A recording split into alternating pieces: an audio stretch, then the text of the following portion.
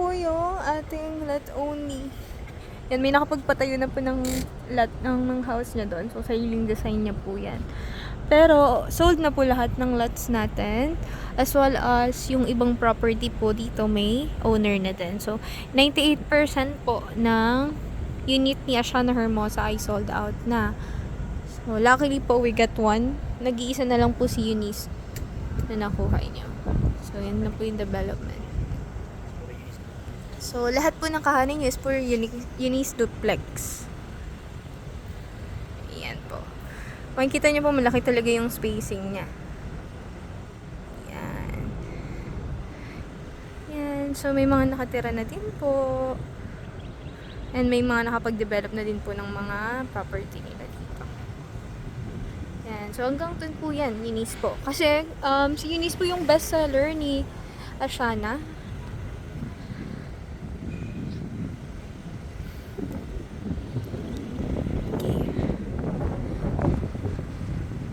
Ayan, dito po makikita nyo kung paano po nila kino-construct yung house. So, ang kagandahan po dito, upon turnover po sa atin ng house and lot, meron po tayong 15 years warranty. So, whether may crack po dyan or what, i-report lang po natin sa office. And sila po yung mag-aayos nun. So, kung makikita nyo po, buhos po talaga siya. Tsaka may bakal po. Kaya, sure po kayo na yung quality po niya is maganda talaga. Yan. So, hanggang dun po, under construction pa siya. Pero yung unit po na nakuha nyo is for occupancy na po siya. Okay. And then on this side po, that is Elaine po. Ayan po, si Elaine. Ito po yung almost 6M. So, ang pinagkaiba lang po dito is, ayan po, may sarili siyang carport.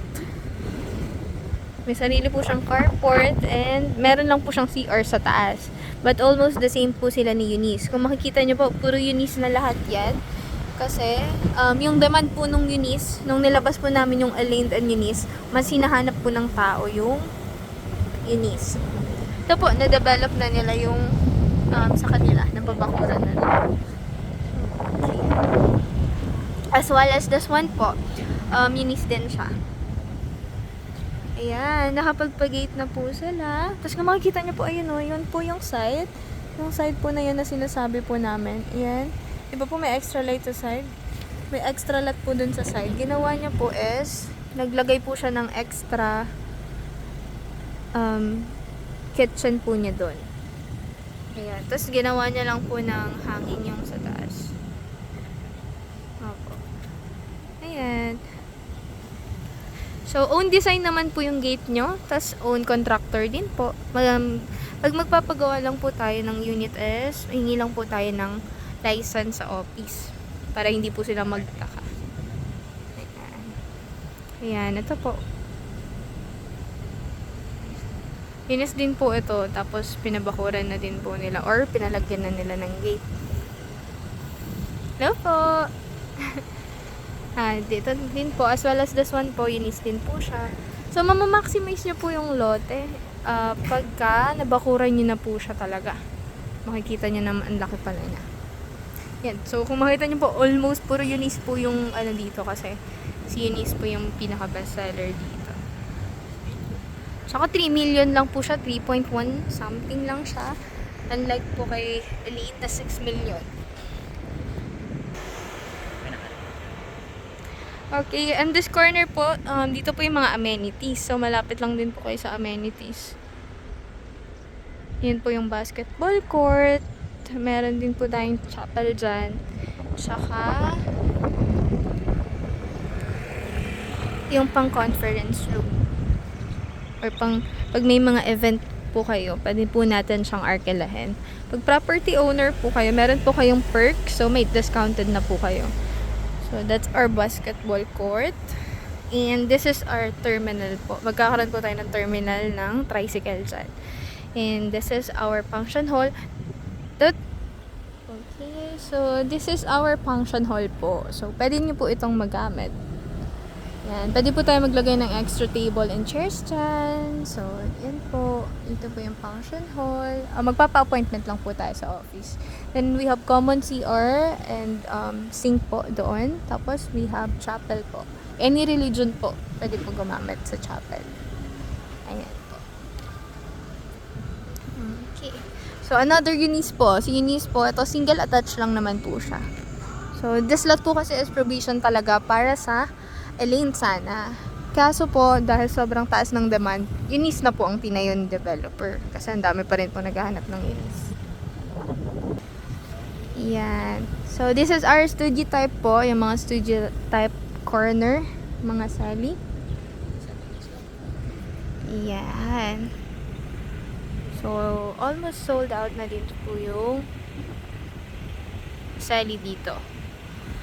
If I'm not mistaken po, mga 15 slots na lang po ang available natin for sali or 10 slots po. Yan. Ayan po yung mga construction. Kung makikita nyo po, buhos talaga. Like, may mga bakal po talaga yung paggawa nila. Kaya, sobrang matibay. Ayan po.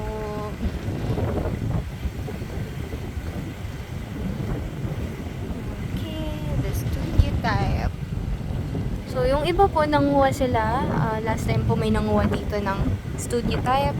12 units po yung inavail niya. So, syempre po, ang negosyante po kasi yun, ang purpose niya po is ipa-Airbnb. So, madami po nagpapa-Airbnb na studio type dito. Okay. Nag-video lang, sir. Ito po. This is Sally as well. Puro studio type siya. And this corner as well as Eunice.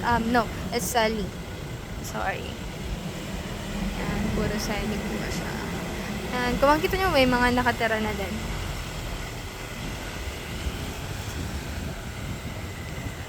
Ito ang bahay ni Madam Marley. Lot 24. Okay. Ayan po. So, kung makikita nyo po kahit po studio type lang siya, well-maintained pa rin po yung subdivision.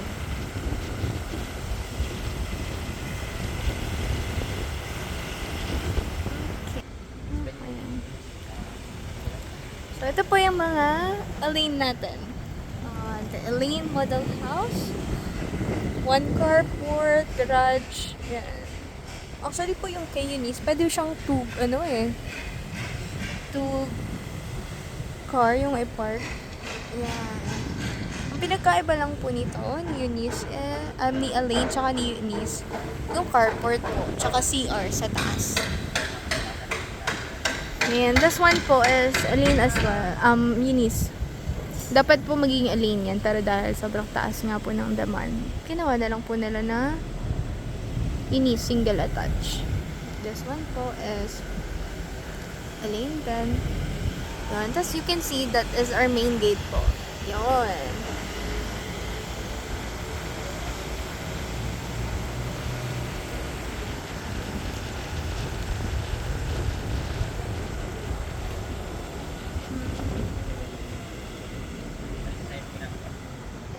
Ano? Sige, ikutin natin. Yan po. Oh, that's our main gate po. And that's our main office po. So, maganda po dito kasi pag may mga complaint po kayo or request, we can easily go to our main office. Yan. So, this is, bilang lang po kayo ng 1, 2, 1. Ito na po yung sa inyong lot 23. Okay.